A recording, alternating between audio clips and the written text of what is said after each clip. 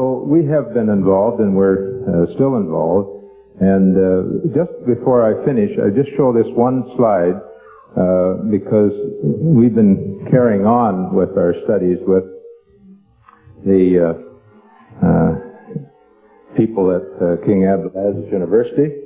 And one of the things that we were in, not embryology really, because we are anatomists, which are anatomists study the structure and function of the human body, also the structure of the brain, and embryology, which is developmental anatomy, and also histology, the study of tissues and so on. So anatomists cover these various areas. So again, they asked me about some statements in the Qur'an about the brain.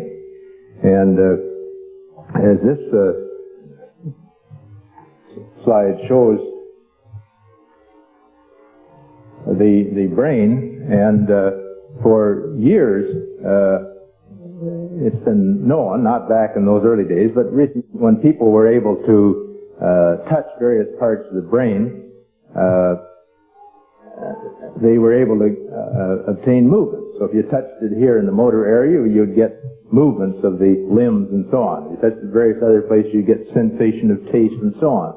And here's the visual area here. You touch that, and they would get visions, hallucinations, and so on. So these parts of the brain were known to be active. But this part here, which is in your forehead, is the frontal area, and when they touched that, nothing happened.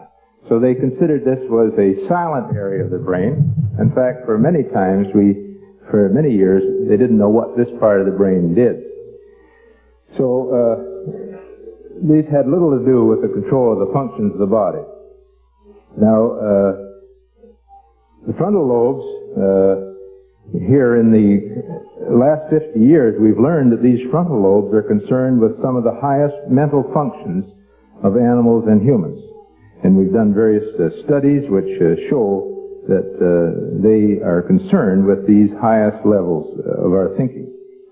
And when memory of recent events suffers, when you cut the nerve fibers going to this part of your brain, then there is a loss of memory, and the patient has an inability to solve problems, and they're more or less what we would call a vegetable. And a number of years ago, they used to do what we call frontal lobotomies. People who were very mentally ill, they would cut the fibers going to their brain because this stopped them thinking and being concerned about life, and so they didn't worry.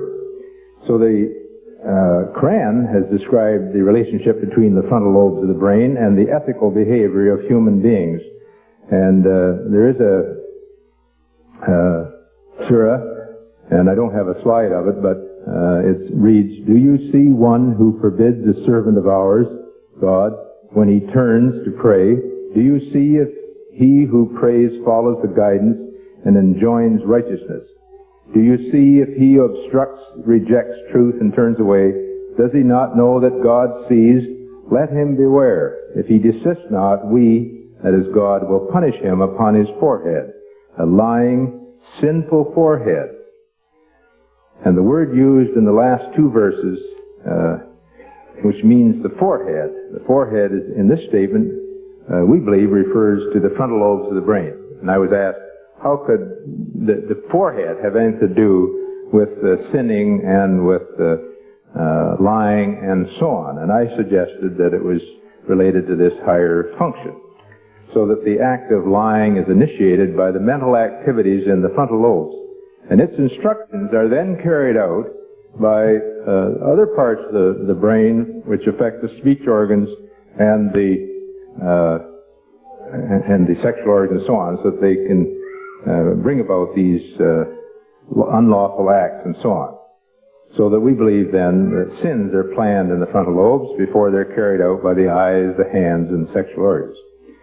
A hadith of the Prophet asserts that the forehead represents the center of direction and control, and that it's the front of the head. He said, "No distress and grief occurs to anyone who says, 'O Lord, I am your slave and the son of your slaves. My forehead is in your hands, firm in your ruling, and my destiny from you is just.'"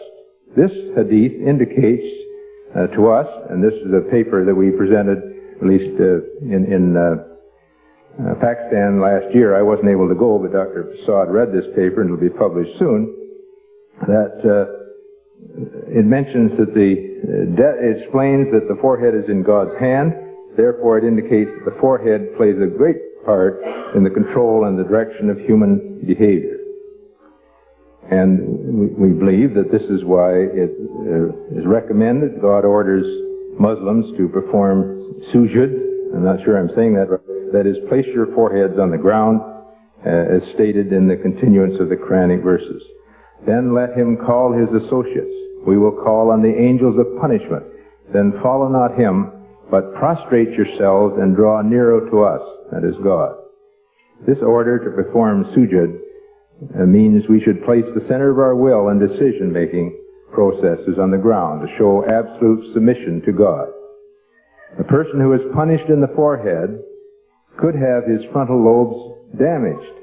This would interfere with his higher mental functions, which would reduce his mental ability and cause signs of complacency and self-satisfaction.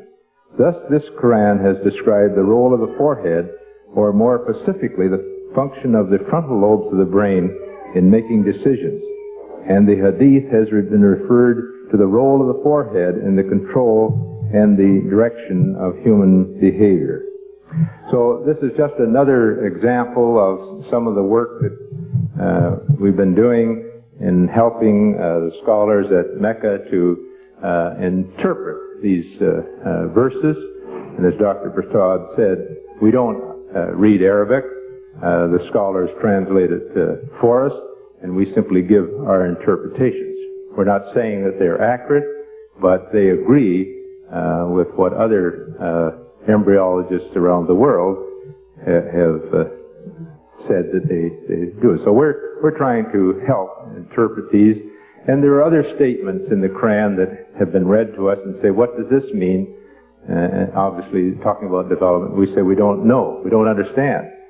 That doesn't bother me, and it shouldn't bother you, because 300 years ago we didn't understand these verses. Today we understand some more of them, and maybe 100 years from now, when we make new discoveries, we will understand what some of those other verses mean. And it will be up to scientists and other scholars who follow us to make the appropriate interpretations. Thank you. I have them here, and I'll loan this to Raheel. They're all in this draft of the paper. I can do it when we get over to the table. I think it would take too much time for me to fumble through here, but I have them here if you want to come up and see it.